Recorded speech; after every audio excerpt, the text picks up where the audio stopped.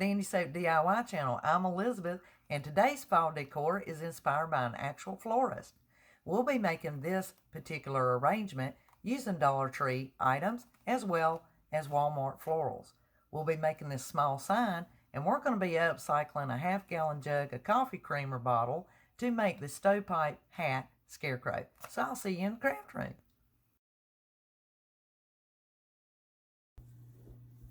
This DIY is going to be a trash to treasure. We're going to make the bottled Scarecrow, and I'm going to reuse this coffee mate.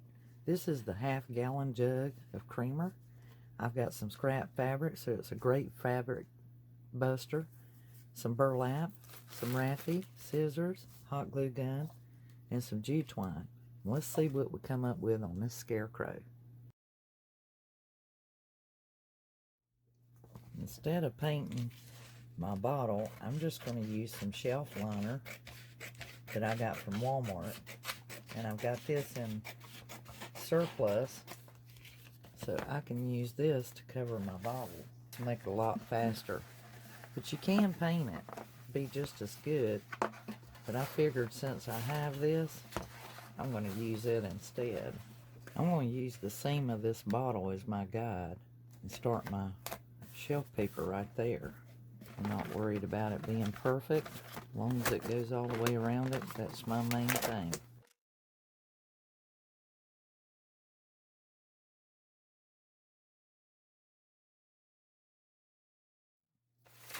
Voila, we have our bottle cover. Let me just look around it and see which would be the better side. Now we're going to use the peace sign to figure out our eyes, nose, and mouth. So I'm going to put the eyes about here. And using the peace sign, I'm going to use my black magic marker to start with. And I'm just going to make me a set of eyes. So whatever distance the eyes is the same distance for the nose. We know that that can be like a triangle. And then the same for the mouth. Peace sign, same distance from the eyes to the nose, same distance from the nose to the mouth. And I am planning on coming back with some jute twine right here. Let's do a few stitches here. Now to cover up that bright red lid there, we'll use the paper from the shelf liner and wrap my top.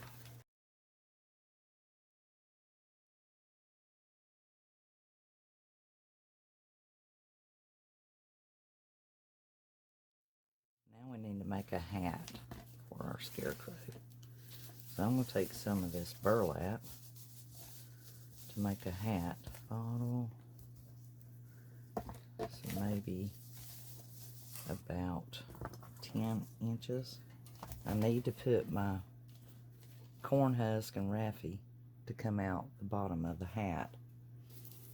So I've undone my raffia, and I've got this orange, brown, I have red. I also have natural, but I'm going to try to use these to give it some color. And usually about 6 inches is going to be more than enough. And then I'll take another piece so it'll be easier to control them and just tie it. And then that way I can glue it in place and spread it out. So by tying these bundles about every 6 inches, you can cut them and then you can spread them out. Now to ensure, once I glued them to the sides, I took pieces of paper and glued over top of them. That just gives it some extra security. Okay, that piece of burlap I cut, it's about 21 inches long. So I'm going to take and fold it in half. Bring my bottle back over here. I want my hat to fall somewhere about there. So I'm going to bring it around to the back and make it be like a stove stack. Just glue it back here in the back. Now I took some scrap fabric about 2 inches, glued it down and tied it onto my Scarecrow's hat there, and then I glued the back of the burlap just to ensure it stayed in place. And now I'm making some patches for the hat. And I brought the raffia around here to the front, so we'll trim that up shortly. I've got a sunflower here, and I got 2 of the maple leaves. Both of these came from Dollar Tree. It's floral, and so I'm just going to take and glue that sunflower and those leaves next to it. I need something a little bit shade lighter. I have these oak leaves that are white. I'm going to take the Dollar Tree orange and brown jute twine and put them together, and I'm going to tie them around the top of this stovepipe hat. Now I got that situated, I'm going to glue that hat down. Just make sure it don't slip or slide or go anywhere.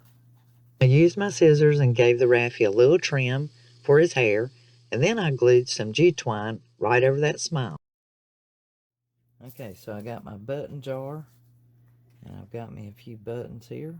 I'm going to put those on as my Scarecrow's eyes. I think they would look much better than the black markers. And I think what I'll do is take my white paint marker and just put a dot there. Give him some personality. I do like that. And for his nose, I'm just going to take my black magic marker, just barely go around it. Okay guys, what do you think? You like the Scarecrow? Can you make him out pretty good? I'll get you some better shots of him, but all in all, he looks pretty snazzy, and it was a lot of fun. Another thing you can do is you can kind of rouge his cheeks if you wanted to with a little bit of blush. But all in all, I like him. He looks really good. Alright, stay tuned.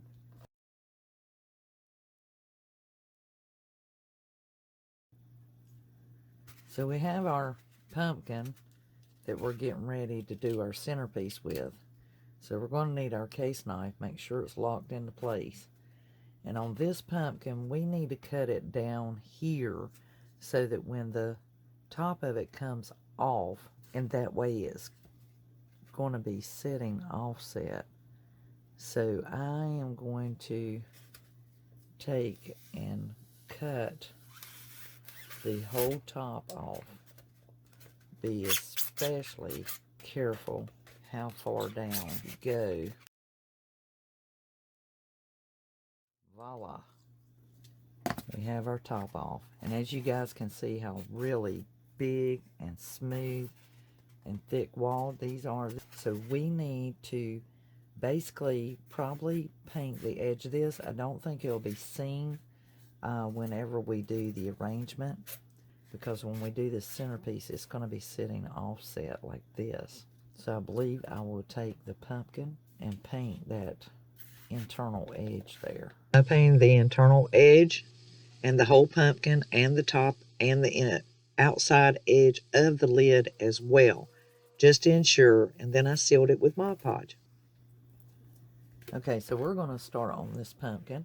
We've already coated it and painted it and Mod Podged it to seal it. So I need to put a stem on it, and we're going to be putting a floral arrangement inside of it. I'm going to use this particular styrofoam from Dollar Tree because, one, it fits in there perfect.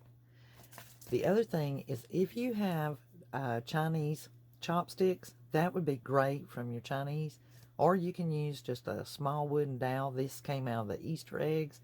And I am going to create a stem for this pumpkin. And the way I'm going to measure this is I'm basically going right there. And I know that if I come out maybe 2.5 inches or so, and I'm actually going to cut this particular wooden dowel into 3 sections of the like size. And just kind of divide it evenly. And that way I can glue that together and create my pumpkin stem. So check your size by clipping back until you get it just right. Go ahead and glue that styrofoam into your pumpkin. And now start gluing your little wooden dowels that you clipped together. There will be a total of 3 of them. Start wrapping them with jute twine like I have, and just continue until you get it just right. Now go ahead and glue it onto the top of the lid. So now we are ready to start adding some leaves to our pumpkin. Now I went really simple and easy on this, guys. I just added 4 leaves and I made sure I have one of each color just to blend out these florals I'm going to be placing inside. And it is just looking great because remember, this pumpkin lid is going to be on the outside of this floral arrangement. Now what I'm showing you here is just an extra little trick you can use with the antique wax by Waverly to get your pumpkin stem darkened because it is of a light color. And for this particular floral, I need it to be dark. I am taking the antique wax with a paintbrush and placing it on my stem very carefully, very strategically. Now, once I get this done, I had already made my little curly cues using jute twine and some hot glue. And I just wind them around and attach it back to itself to give my curly cues and glue those into place. Now I got these flowers, this whole pick is beautiful. It has apple and it has the little dry pod, and it has some of the heather that's burgundy. And I'm just going to start arranging it. It's even got apple on it. And I'm going to clip these off. Now one shortcut that you can bear in mind is kind of pull away from your arrangement the flowers that you want, and they're already staggered. And if you clip them just right, you pretty much have your pre-arrangement staggered already, and that will make it easier when you start arranging. If you clip them off, they'll be the right height. And that's just a little tidbit, a little shortcut there. And I'm going by the measurement of my pumpkin and how tall it can bear these. And I'm going to clip them off at that level.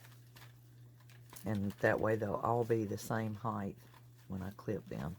And since I want my pumpkin facing this way, I'm going to start out with that one. Just put it in there.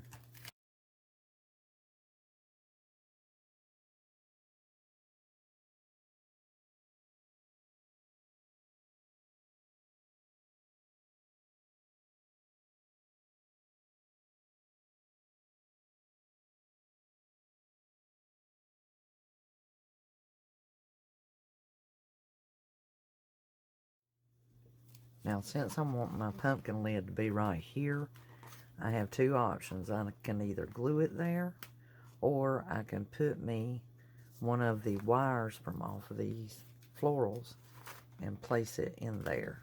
Put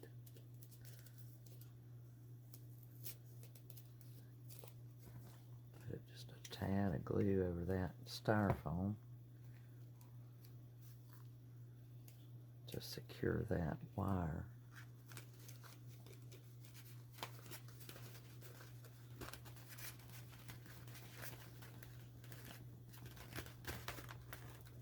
Okay, so that's got a... And she looks beautiful. I've got one more thing I want to put in this, which is a little sign.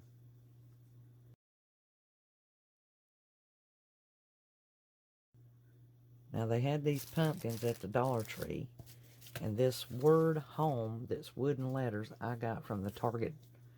So what I'm going to do is I'm going to place those letters on that pumpkin along with one of these dowels and add it to my floral arrangement. I took and I antique waxed the pumpkin, then started doing a little dry brushing around the edge with white, because the letters that I got from Target were a dark brown.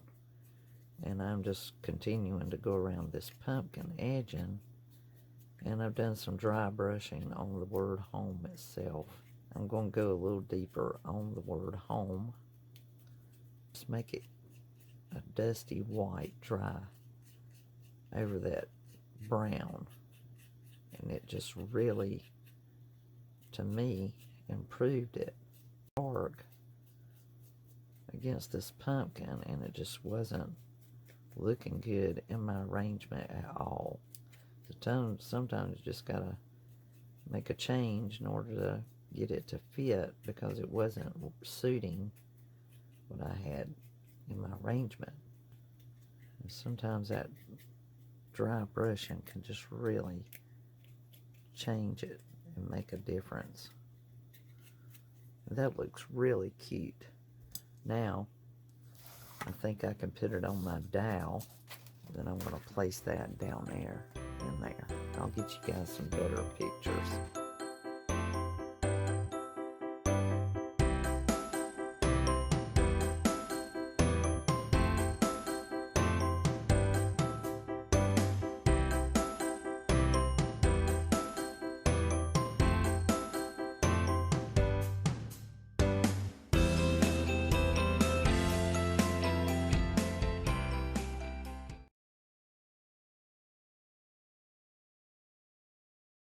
Now, if you like this video, give it a thumbs up. Leave your comments and suggestions in the boxes down below. If you'd like to see more fall decor every day, Halloween, as well as Christmas, consider subscribing to the channel. And in the meantime, make sure that you save your bottles to make your stovepipe scarecrow. This would look great on the front porch or at the front door to greet everybody, or like me, set it about the house. Until the next DIY, this is Elizabeth, over and out. Bye, guys.